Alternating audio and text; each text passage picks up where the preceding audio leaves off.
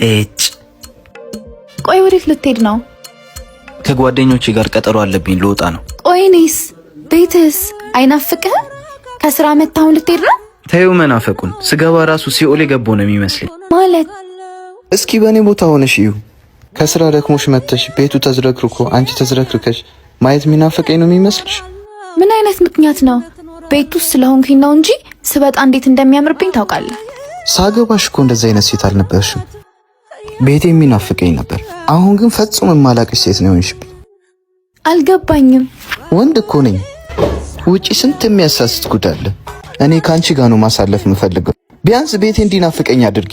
ከዚህ በላይ ምንም ላደርግልህ አልችልም። ይሁን፣ እኔንም ማታ እንዳትጠብቂ። እንግዲያውስ ማታ ልንገናኝ ስለምንችል እንዳይደብርህ። ኧረ ሞክሪውና እናያለን።